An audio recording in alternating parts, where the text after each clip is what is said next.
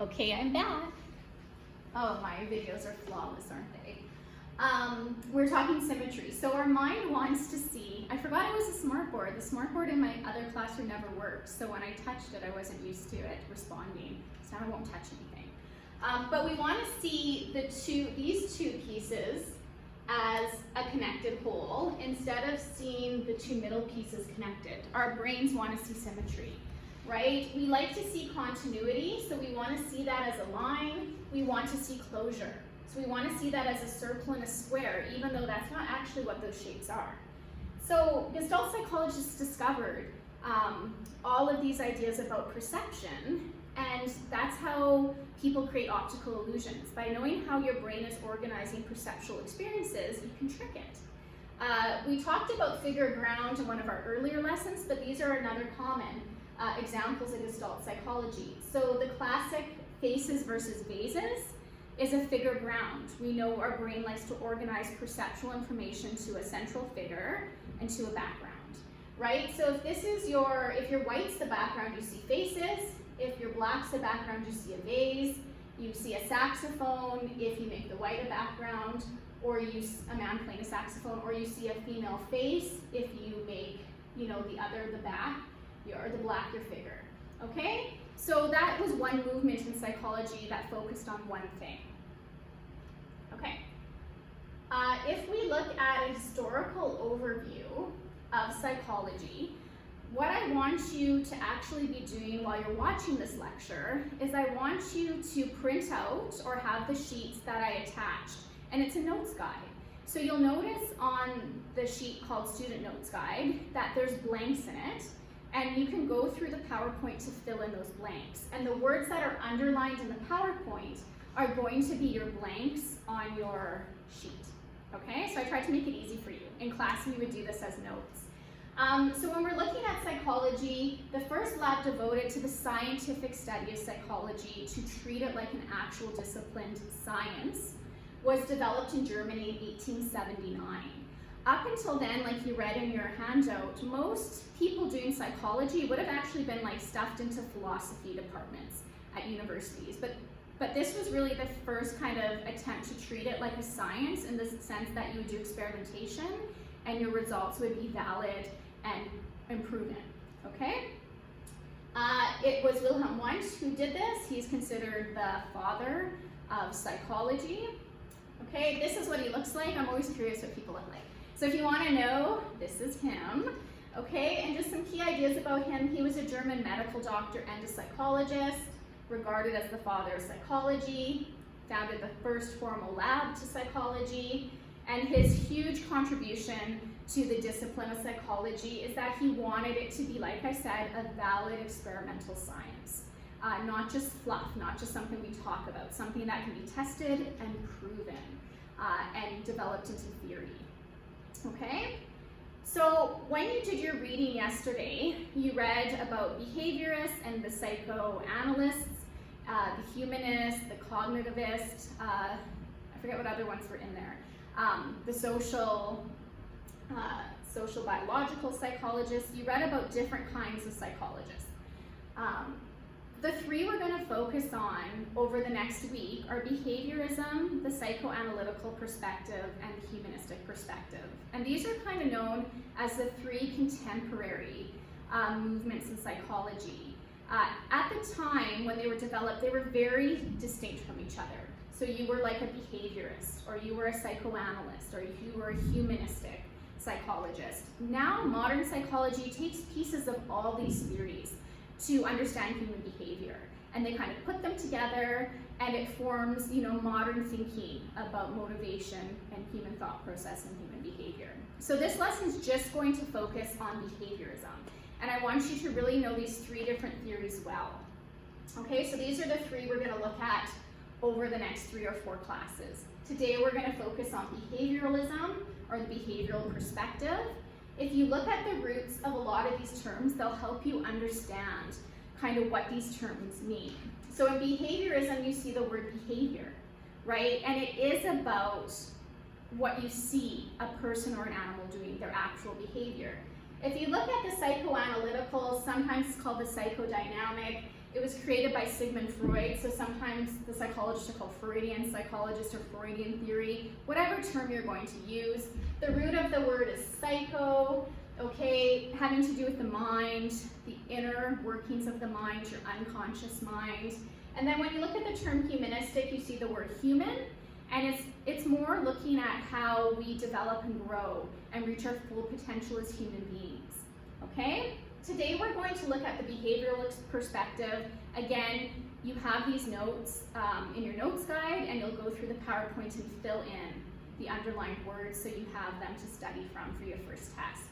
Okay, so I break this down into your big ideas. So if you wanted to explain to me what the behavioral theory of psychologists is, these are kind of like the key ideas.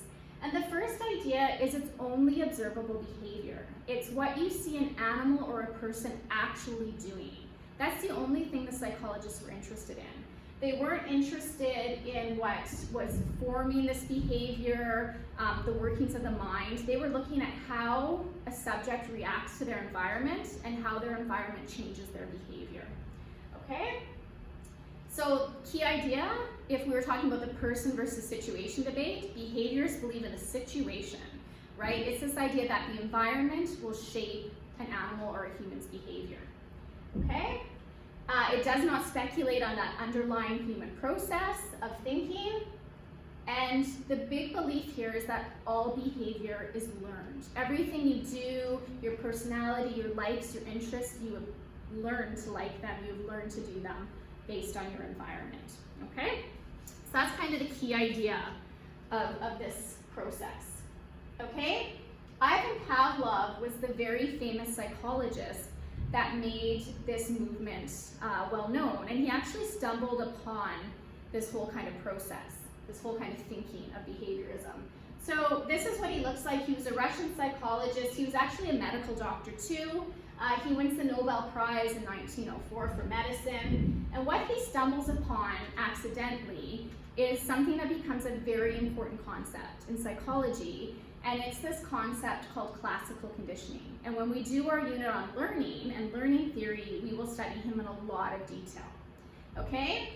What conditioning is, you've probably heard the term conditioning, especially if you are an athlete. It's the ability to do something. When you do something over and over, it just becomes like natural to you. You condition yourself to be able to do it. Another term for conditioning is the term called learned associations.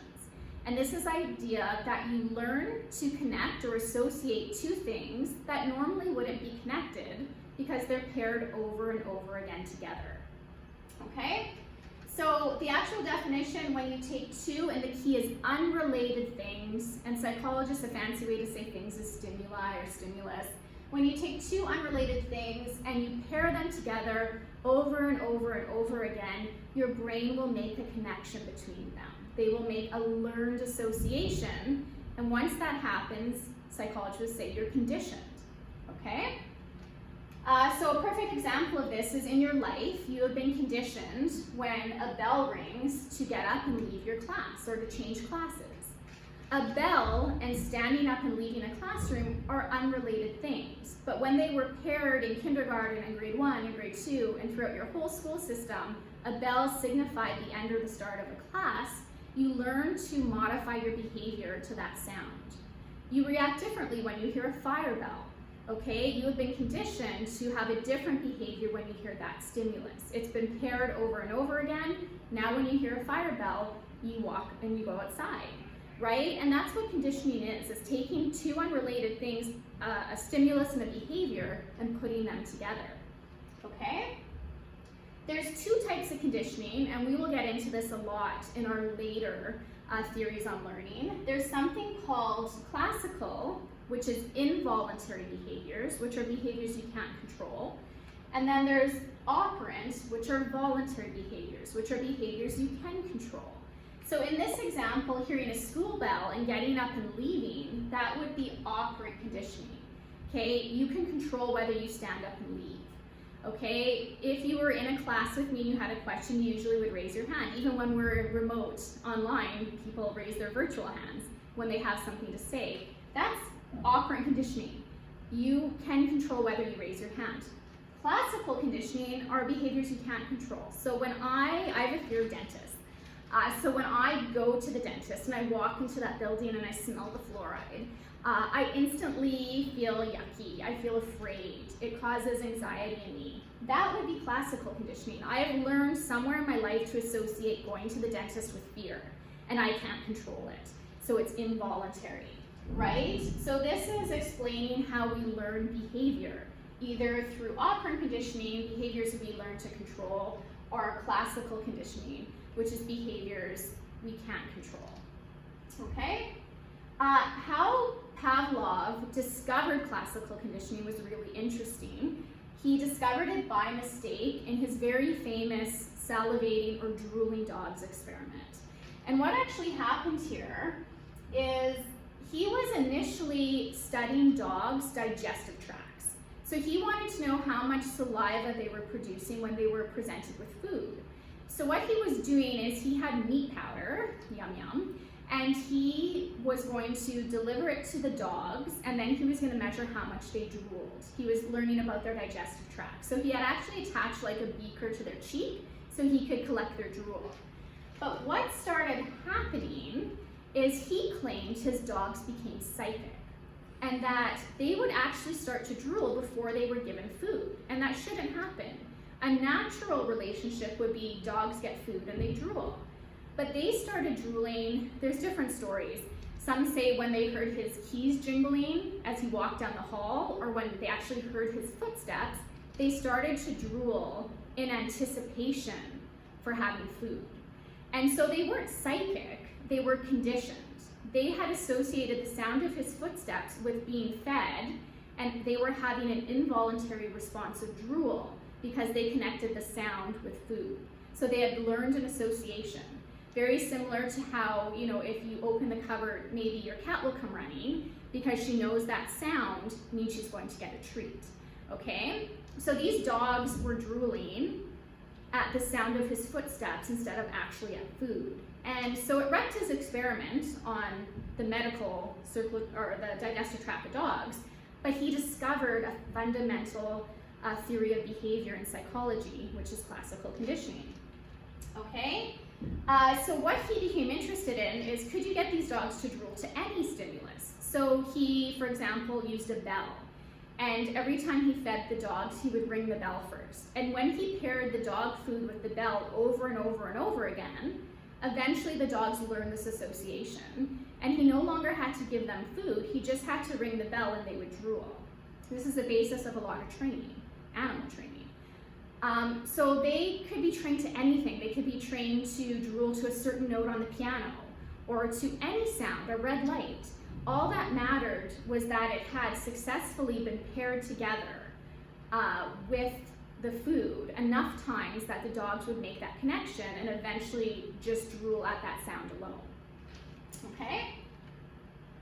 So this is conditioning because they learned association between two unrelated things.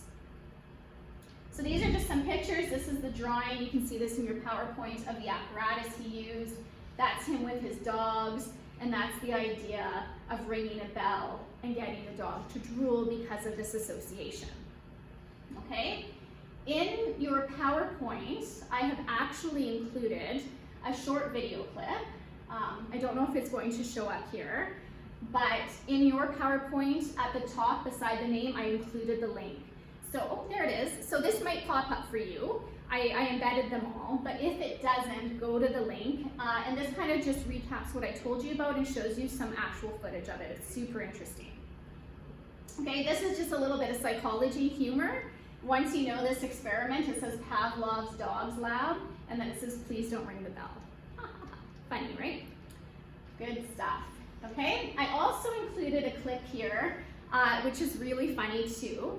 And it basically was some student on the internet created this for his psychology class in university, but I guess he wanted to test Pavlov's theory. So what he does is he has this little button and it says, that was easy. And when he pushes it, every time he pushes it, he shoots his roommate with like an airsoft gun. And then what happens is he wants to see if he can condition his roommate to flinch just at the sound of the button. So if he says, that was easy, and then shoots his roommate and hits the button, that was easy, and shoots his roommate, and he does this over a series of a week, will the roommate eventually, at the sound of the button, anticipate being shot and start to have an involuntary reaction of flinching? And of course it works, right? That's why we're studying this theory, is because it works. But it's pretty cool, so you can watch that on your own too. The second psychologist we're gonna look at is someone named John B. Watson. And he was very famous because he brought Pavlov's ideas about behaviorism and classical conditioning, he brought it to America. And what he wondered, he believed, again, only observable behavior, but basically he wanted to know if you could do what Pavlov did with dogs to humans. And if by controlling the environment and conditioning, you could condition anyone to feel anything. You could condition someone to feel fear or joy or anxiety if you paired it with a stimulus.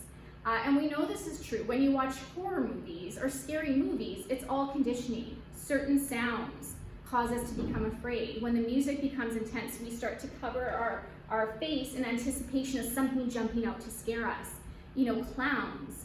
Clowns cause a lot of people to feel afraid right away because through media and through movies, we have associated them with violence and scary and fear. And now just the sight of a clown will cause you to be afraid. That's classical conditioning, okay? But what he did, it was a really famous experiment where he wanted to test and prove classical conditioning and the impact of the environment on behavior in a lab setting. So he created something called the Little or Baby Albert experiment. It's unethical, but it was done a long time ago. But basically, he found himself a baby, and this little baby Albert was an orphan. So he found himself an orphan, yeah, not super ethical. But he wanted to see in his experiment if he could condition this baby to fear a white rat. So initially, he showed the baby a whole bunch of different things, a bunny, a rat, a cat. The baby showed no fear to anything. But one thing that babies do fear, and is kind of like an involuntary response if you've ever seen a little baby, is if you make a really loud noise, they usually will freak out and cry. So what he did is he wanted to pair the loud noise, which did scare the baby, with the white rat, which initially didn't scare the baby, and see if he could condition the baby to fear the rat by associating it with something that did scare the loud noise. So basically his assistant, every time his assistant would put the rat near the baby, Watson would take a hammer and hit this big metal rod, this steel rod, and it would make this like really loud noise, and the baby would become terrified and freak out and start crying. And that's what he did over and over again. That was the conditioning. So baby sitting there, rat near the baby, loud noise, baby starts crying. The next time the rat's near the baby, another loud noise, the baby starts crying. And eventually, all he had to do after he did this pairing, this conditioning enough, when that baby learned that association, he no longer had to make the noise. All he had to do was show the rat to the baby, and the baby would freak out and start crying. So he successfully conditioned a human emotion, fear, of an object into a baby. The theory is a lot of our phobias are developed this way. We learn to associate a certain stimulus, for me, the dentist office, with fear, and we make that connection. There's some theory that if it's traumatic enough, you don't need that continual pairing. It can only happen once, and if it's scary enough, your brain will make that automatic connection. So if you're swimming and you almost drowned, right, you don't have to almost drown a whole bunch of times to become conditioned to fear water. It could happen once, and if your brain makes that learned association between water and fear, you have yourself a phobia. Okay, so he proved that this doesn't just happen with dogs and animals, it happens with humans, and it can happen with any human emotion. Anyone who has like a lucky stuffed animal or a lucky sweater, and when you wear it, you feel better, that's conditioned response, right? So it was a really successful experiment that proved classical conditioning in humans, okay? So in the video, or in the PowerPoint I sent you, I also included a video link to this experiment so you can watch some of this original footage. It is very, very interesting. Okay, the last psychologist that we're going to look at in part of this, our today's lecture, is B.F. Skinner. And he was the guy who looked at that other form of conditioning, operant conditioning. So there's this very famous quote, and it says, "Give me a child and I'll shape him into anything." And in psychology, there's a lot of discretion over who actually said this. Some people say B.F. Skinner said it. Some people say it was the last guy I showed you, John B. Watson. It doesn't really matter. They're both behaviorists. They both have the same beliefs about human behavior. But the idea is interesting. They believe so much in their theory that they were claiming here that if you gave them a child, they could shape that child into anything by controlling the environment and using operant and classical conditioning. So if you wanted that child to become a lawyer, he claimed he could make him a lawyer. If you wanted that child to be a criminal, he claimed he could make them a criminal. So a pretty big claim, very confident in his theory. So I'm going to attach one more clip. I'm sorry this lecture is in 3 parts. The first part I just messed up because I touched the screen and I had to run back to the computer. I need to pause right now because I'm filming this at school and I actually have my history class starting right away. But I will come back and finish this lecture and talk a little bit about Skinner and then attach this into your lesson tomorrow. So I'll leave you with a cliffhanger. Okay, B.S. Skinner, give him a child, he can turn him into anything. Is that true? You'll find out once I come back and film the last part of this. Okay, see you in a few minutes.